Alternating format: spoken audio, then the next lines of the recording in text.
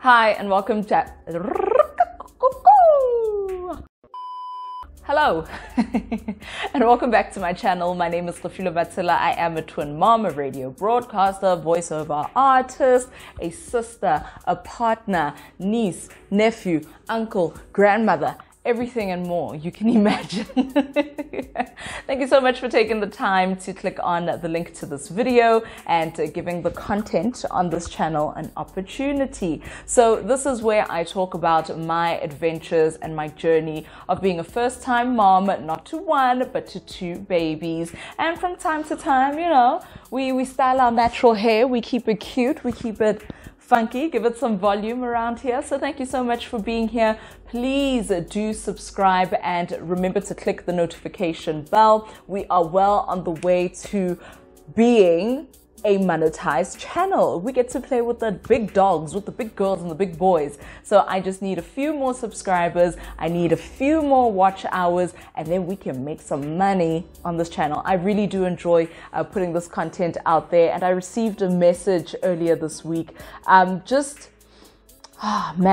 affirming that this channel is doing what I had set out and intended for it to do when I started sharing a little bit more about my personal life and not just posting about natural hair care content, you know? So thank you so much for all of the mommies who continue to come back here, and even those who aren't mommies yet, those who aren't even interested in being moms but still choose to watch the channel. Thank you so much. I really and truly appreciate it. So let's get into it. The third trimester of pregnancy. Comment down below if you've been enjoying the series of videos. I will link above the other videos that I have done. We've spoken about the first trimester of pregnancy, we've spoken about the second, and now we are speaking about the third, the final stretch. You are almost there. So my third trimester of my twin pregnancy, it was month 7th, 8th, and 9th, typically 29 to 40 weeks, right?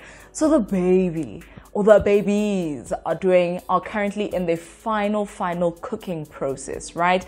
Everything is being tied up with a lovely ribbon so that you can finally meet this new baby. In my third trimester, I came to the realization that I will be meeting complete strangers for the very first time. Strangers that I've made with my partner, strangers that have been living in my body, strangers who, yeah, man, it just, I don't know if any other mom has had that moment, but I was just like, you are a new person coming into my life. You are a family member. You are literally of me, and I'm about to meet you for the first time. So I was coming to that realization and sort of kind of freaking out a little bit about it. So the third trimester is where I was at my heaviest because the twins were definitely growing in height. Their weight was increasing day upon day. I was eating quite a bit as well, and I could feel everything just getting heavier. So now I was moving a whole lot slower. Remember in the earlier videos, I said that, you know, people would offer me chairs and I'd be like, no thanks, I've got it. And there comes a point where you are like giving someone the side eye if they're not offering you a chair. If you are walking in as a pregnant woman in her third trimester, the belly is out up until there, and no one is offering you a chair, you're definitely in the wrong room. You're rolling with the wrong people. And if you are one of those people, you need to get your act together, because by this time, a woman's body is just maxed out. Your insides are squashed. You are suffering from all sorts of pain. You might not be sleeping that well. It's a whole lot happening. So this is also a reminder to be kind to pregnant women. Let's get into some of the symptoms that typically come with a third trimester in a singleton pregnancy and a twin pregnancy. I'll of course speak about my experience. We spoke about you know, the energy and the glow coming back during your second trimester, right? In the third trimester, guess who's back? The bitch is back. I'm talking about fatigue. It's about to hit you in places, in ways that you never knew or had imagined were possible. So fatigue made a strong comeback in my third trimester. I needed naps. I needed very, you know, not a high rotation. I needed consistent nap time, which was difficult to do at the time because I had slowly, sort of worked my way back to being into the office. I believe much to my sister's disapproval. I think I was still driving myself to work in the mornings. It was a lot. Getting through the day required energy that I simply did not have. And no matter how much I actually slept, even on the weekends, I was just maxed out. I was tired. I did not want to go anywhere, see anyone. All I wanted to do was eat, sleep, cuddle with my man, and call it a day, and rest my feet and elevate and all of that. So fatigue definitely comes back. The belly was getting bigger. That's next up on the list, and the belly was definitely very pronounced. The belly that I had wished for in those early weeks of pregnancy was definitely here, and then some. I could no longer fit into any of my old clothing items, and what I did personally, I didn't go maternity shopping, as to say. It was summer by the time I reached my 3rd trimester, spring into summer, and I just bought, kind of like muumuu dresses, things that are bigger, things that aren't really form-fitting. I definitely stayed away from jeans or any sort of pants that did not have stretch. I lived in leggings, and my mother was a blessing. She bought me a ton of leggings that I could just, swap out and change colors. I was wearing oversized tops and t-shirts, but the dresses are where I was most comfortable because, could let some air flow through there. If it had a tie around the waist, just under the bust, you could tie that and accentuate the figure just a little bit. But that's basically where I was at with the belly. I never fully measured my belly circumference, but if I can find my old scans and things like that in my doctor's file, perhaps I can find those measurements for you and add them. But best believe in the 3rd trimester, a twin pregnancy belly pops. It pops, and towards your due date, I'd like to say 35 weeks onwards, that's where the babies also appeared to have dropped. So they know what time it is. We're getting ready, to give birth. Everyone is ready. Everything is ready. The babies are just massive, and I was massive. With that bussin' belly came something interesting: back pain. Now, the back pain I had experienced was moderate. Up until I was well into my 3rd trimester, that's when I could really feel that my lower back was taking strain. I tried to adjust my posture. I tried, various things, but it was just like a consistent low lull of back pain. Like it was just a humming sort of pain that followed me throughout my end of days. Possibly I got rid of the pain a few weeks after giving birth. So I would like to say mine was associated to just the sheer weight that I was now carrying in my midsection.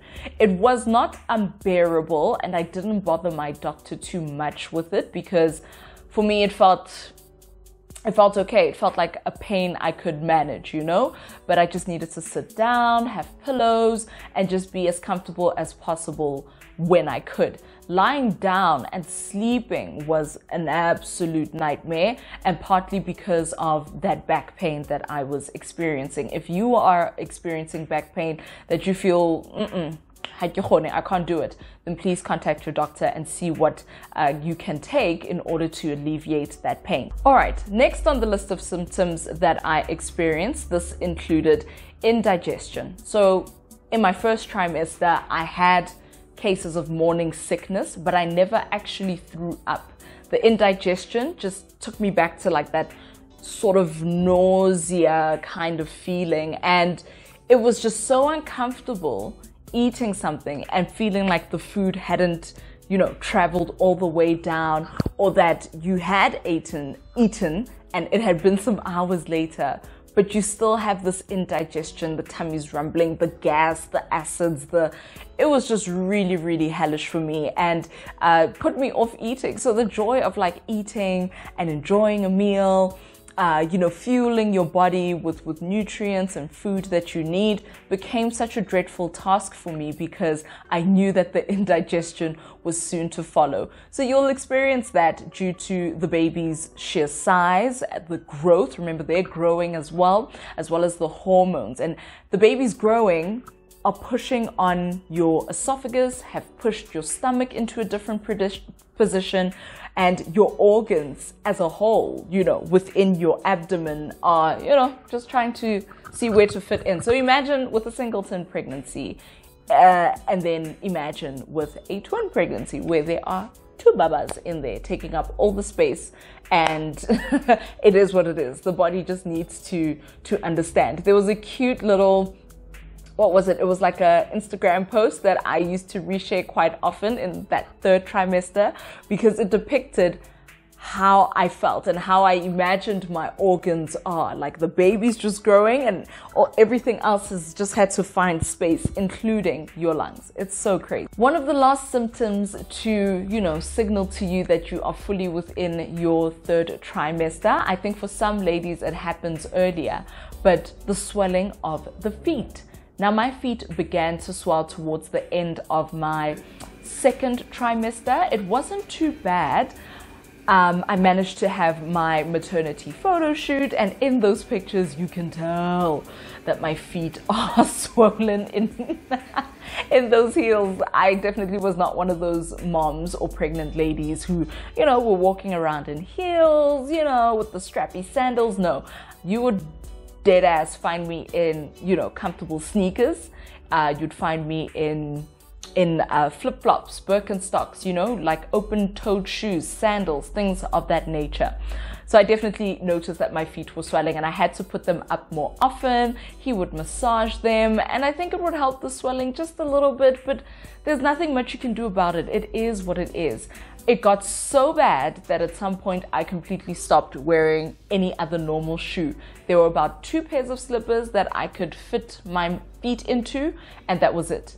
I would wear those, and I was definitely the pregnant lady at the mall in slippers. Something so cringy, something I thought I would never do, but there I was, honey. There I was. All right, let's talk about the lifestyle changes. One of the first things I comfortably started doing in my third trimester was shopping for baby items. Now, my pregnancy wasn't necessarily filled with scares and all sorts of traumatic incidences that do happen for many, many women and is absolutely normal.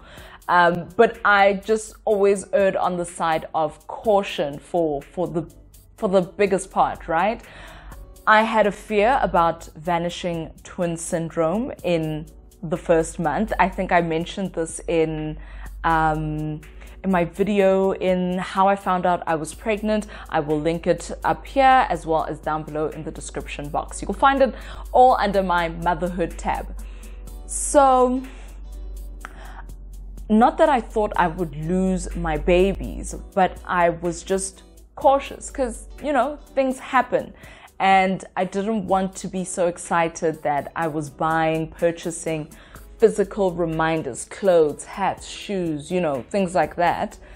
And, should anything happen, now you are stuck with these items and you need to get rid of them. I would imagine for any mom, of an angel baby, what do they call it? A rainbow baby as well? Or, yeah, but if you are a mom that has lost a child, at any phase, I didn't want to be stuck in the duties of having to grieve and getting rid of physical items. So being very vulnerable with you here that my third trimester, I felt some of that dissipate, right? And I felt a little bit comfortable in getting very excited, Now we're shopping for things. When I go to the mall, I'm looking at things, now putting the gift registry together, that the people can start sending gifts and buying items for the babies and yeah, we're on the way.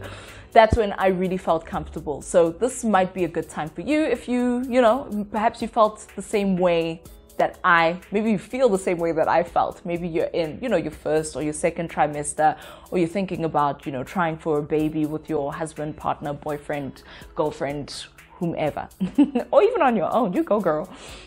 The third trimester for me, that's when I started feeling most comfortable accumulating baby items. The second sort of lifestyle change that I had to make was living with the pelvic pain. This was persistent. It would strike at any moment. I just felt so uncomfortable in that region. Sitting down, if a couch or a chair or the toilet seat was too low, it would strike and I would feel, that pulling sensation. Getting in and out of a car, it would happen. Changing a position of my legs while sitting on the couch, I would feel that pelvic pain. So that was something I had to get used to and realize that I just needed to slow down, breathe, and rest, and just, be in that position for a while until the pain would subside. It was absolute hell. One of the things that make me not want to fall pregnant, right? Ever again. Like, I'm good, guys. I'm sharp. I may be broody, but I'm good. So already mentioned that my wardrobe was quite limited. That was the lifestyle change I had to adapt to, specifically because I didn't do any maternity shopping. So I would literally rotate about like 4 to 5 different outfits, different dresses around, leggings, kind of a situation. And I just kept it at that because I saw it as an unnecessary expense at the moment to go and revamp and get a whole maternity wardrobe during lockdown. Remember, it was lockdown. It was during the pandemic, like December, November, October 2020, around there. That's when I had hit my third trimester. So I didn't really see a need. I wasn't having a baby shower. I wasn't really going anywhere. If I was working from home, that was it. If I was going to work, that was it. If I was just in the house all week, that was it. There was no real special occasion to look for special outfits for. So my wardrobe was very limited, and because my feet had swelled to a gargantuan size, I'll insert pictures. It was embarrassing. Let me tell you one thing pregnancy will do. It'll change your body. You will feel like Professor Clump. I would look at my feet and I would instantly think of the Nutty Professor. When he starts bloop, bloop, bloop, bloop, bloop. That's how I felt and that's how I looked. So within that time period, within my third trimester, it was the big countdown to 37 weeks. And why 37 weeks? Multiples, twins, triplets, quadruplets, sextuplets, octuplets, I don't know, whatever, all of them are most likely to be born premature. So both my doctors, we had come to the conclusion or arrangement that, we would deliver the babies via a C-section at 37 weeks. In my third trimester, once I had crossed, let's say the 27-week milestone. Once I had crossed the 27-week milestone, I became obsessed with 37 weeks. 37 weeks. Let's get to 37 weeks. My biggest fear was the babies coming before the 37 weeks because their lungs wouldn't have been properly developed, or there's like a mucus, a membrane or something, but it had to do with their ability to breathe outside in the world. So 37 weeks was the comfortable spot where the doctor said, look, this is still premature, it's still early, but at this point I do believe that they would have, developed as well as they have throughout the whole pregnancy, and the survival rate is better for multiples. So 37 weeks was my scheduled C-section on the 20th of January 2021. That was the date. That was what I was living for. Through every pelvic pain, through every crotch pain, through every indigestion moment, through everything. 37 weeks became my obsession. So I obsessed around that. Another thing that I had to deal with was coming to terms with the labor process. My entire life, I had always wanted to push. But now the game had changed a little bit. I'd spoken to women who have pushed. I have friends, colleagues. I would watch, what were those shows on TLC? One is Born Every Minute, kind of a thing. I was the girl who would obsess and binge watch Teen Mom. My sister is a sister, and she, what can I say, her speciality is caring, is in maternal care. She worked there. She'd tell me the stories at the hospital, and this is what happens to your body, and she told me about her birth process and all of that. So I was familiar with a natural birth. A C-section birth wasn't something I was entirely familiar with, right? I hadn't perhaps spoken to as many women as I could have about giving birth via a C-section. A little bit of information about me. I had never, up until I gave birth, spent a night in the hospital. I had never had any major surgery, any need to be, in a hospital overnight. Between the time I was born and between the time I was going to give birth to the twins, all those years of life, not a broken bone, not a bee sting, like nothing. So understand how nervous I was, coming to terms also with this labor process that was coming through, not necessarily through my vagina, but through like an incision that would be made in my body. I'm not squeamish when it comes to surgeries, blood, and all of that, but it was happening to me. It was going to happen to me. It's not me watching Dr. 90210, or what is it? The plastic surgery shows. It wasn't one of those moments. It was me who was going to be on the table. So I deal better with things when I have information. So this was the time when I was Googling. I'm looking for other twin moms who spoke about their C-sections. I'm looking for, articles, medical journals. I just needed as much information as I could gather about a C-section, how it happens. And of course I spoke to my gynae, and of course he explained what the procedure would be, how it works, how long it would take. And what I enjoyed the most about my doctor is that he would answer my questions. He never really got annoyed. It would just be like, oh my goodness, is this another thing you Googled? Okay, let me tell you.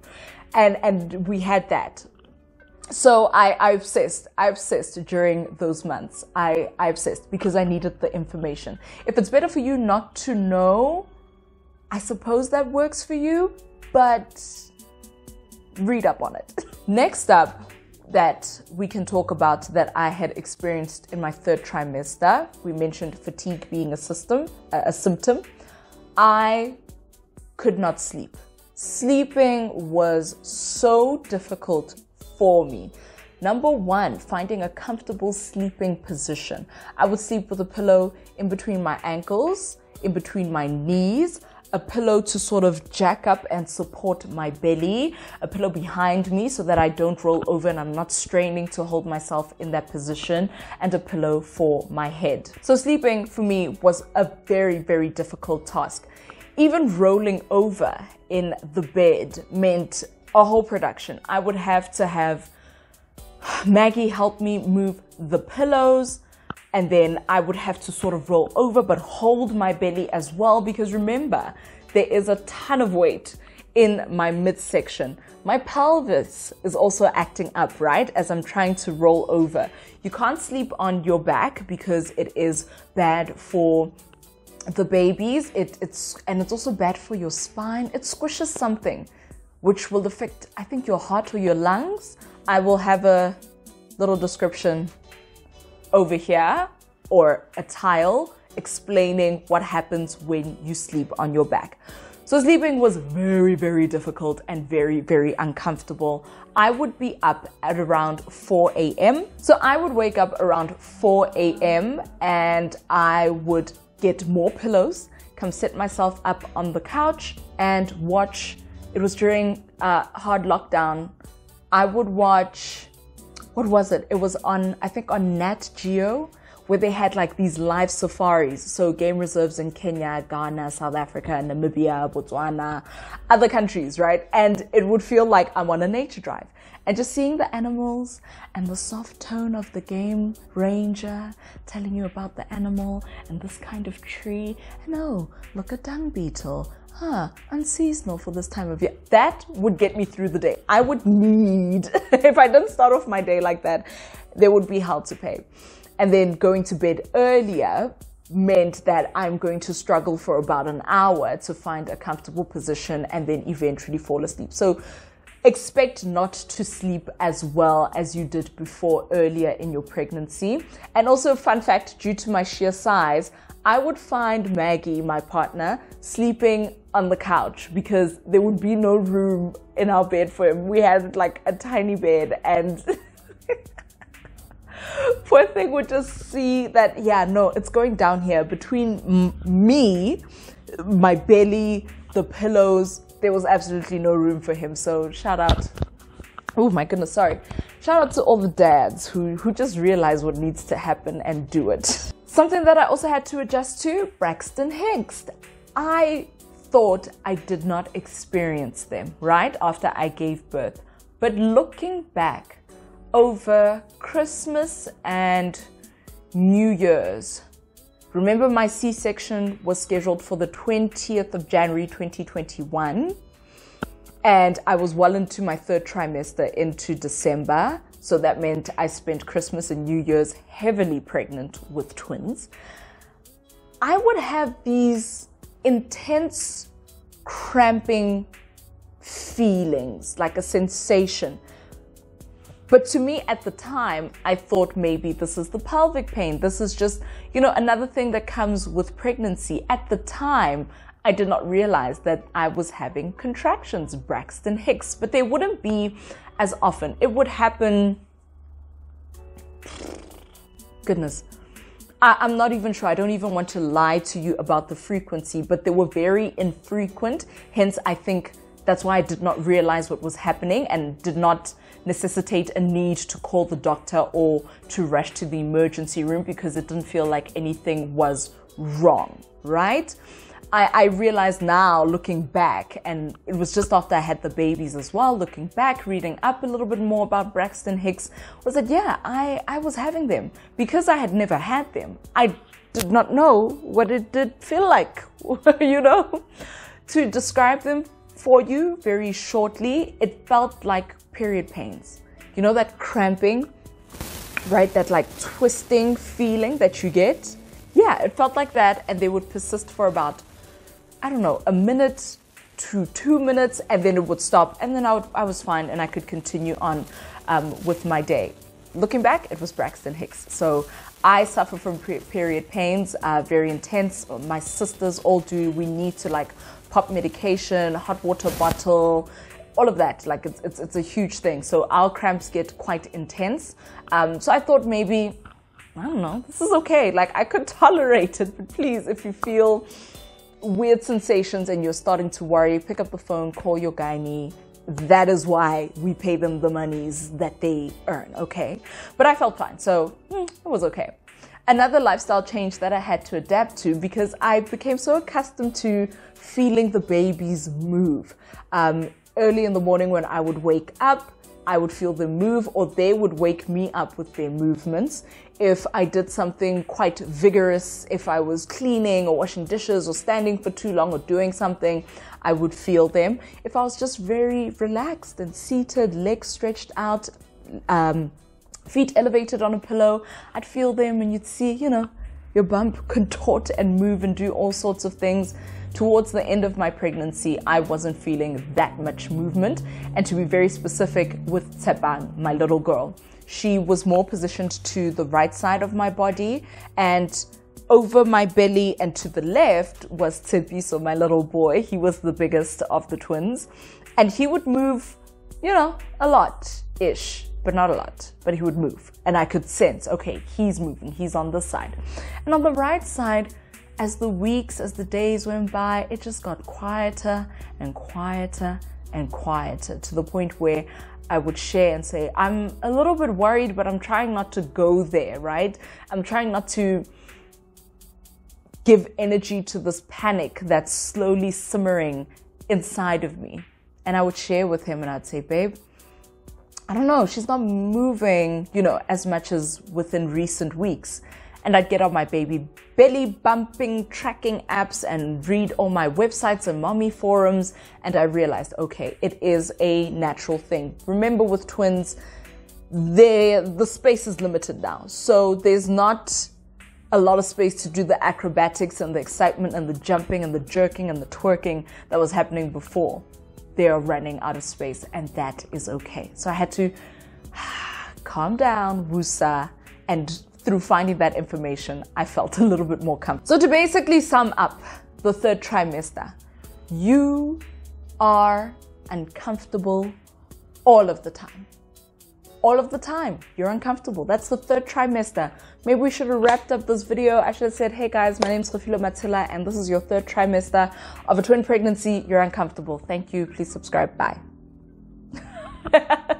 I'm joking. But to sum it up, it gets hellish. This is the very difficult part of being pregnant, or at least let me speak for myself. This was the most difficult part of my twin pregnancy, the third trimester, where everything is just stretched out to the max.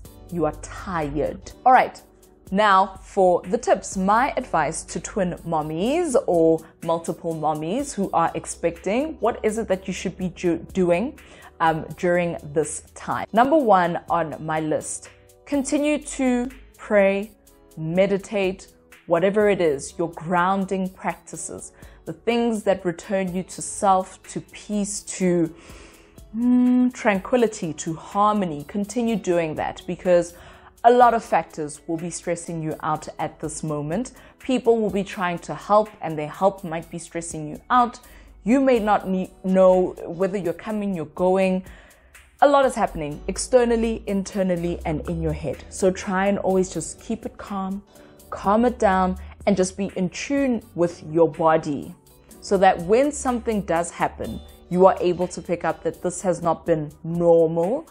This is alarming. Therefore, let me go out and seek medical help.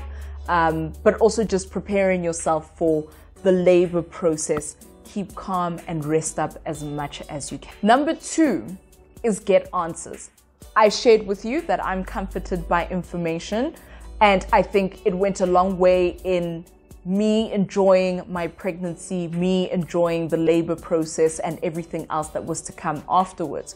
So get information, talk to new mommies, talk to first-time mommies, watch YouTube, read articles, get information from your medical aid. What will they be covering? You know, now we're finishing off that sort of admin.